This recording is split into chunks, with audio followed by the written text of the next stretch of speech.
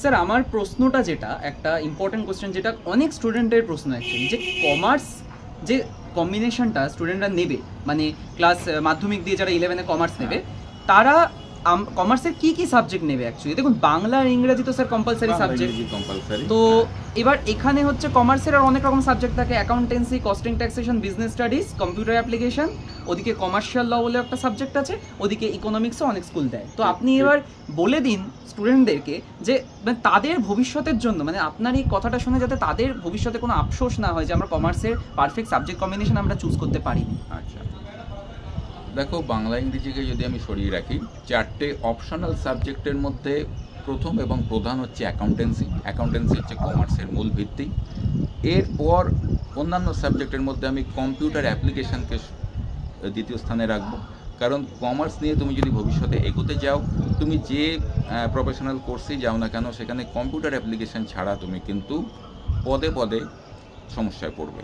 তাহলে অ্যাকাউন্টেন্সি হয়ে গেল, কম্পিউটার অ্যাপ্লিকেশান হয়ে গেল। আমাদের হাতে রয়েছে আরও 3টে কমার্সের কোর সাবজেক্ট, যার মধ্যে রয়েছে বিজনেস স্টাডিজ, সিএলপিএ অর্থাৎ commercial law and preliminaries of auditing, আর হচ্ছে কস্টিং অ্যান্ড ট্যাক্সেশন।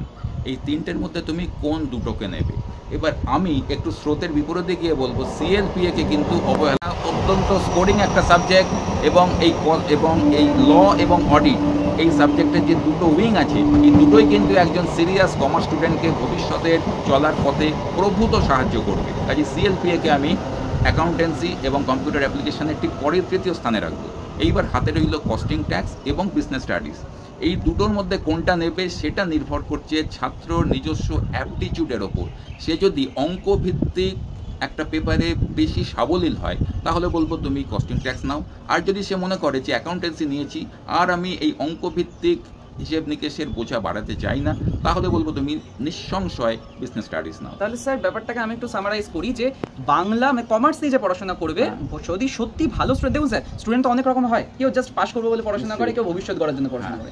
যে ভবিষ্যৎ গড়ার জন্য পড়াশোনা করছে সিরিয়াস স্টুডেন্ট, সে বাংলা ইংরেজি কম্পালসারি সাবজেক্ট থাকছে, তার সাথে সে কম্পিউটার অ্যাপ্লিকেশন, অ্যাকাউন্টেন্সি আর সিএলপিএ কমার্শিয়াল ল প্রিলিমিনারি অডিটিং, এই 5টা সাবজেক্ট সাথে রাখছে, মানে বাংলা ইংরেজি সিএলপিএ কম্পিউটার আর অ্যাকাউন্টেন্সি। তাহলে 6 নম্বর সাবজেক্ট হিসেবে এখন প্রশ্ন দাঁড়াচ্ছে যে সে বিজনেস স্টাডিজ নেবে নাকি কস্টিং ট্যাক্সেশন নেবে, এটা আলটিমেটলি প্রশ্ন দাঁড়াবে। এবার সেটা হচ্ছে সে নিজেকে প্রশ্ন করবে সে ম্যাথামেটিক্সে কতটা ভালো, তাই তো স্যার? এবার ম্যাথামেটিক্সে যদি সে ভালো হয়ে থাকে, তাহলে সে কস্টিং ট্যাক্সেশন নেবে নাকি বিজনেস স্টাডিজ নেবে স্যার? তার যদি অঙ্কের ভিত মজবুত হয়, তাহলে বলবো তুমি কস্টিং ট্যাক্সেশন নাও।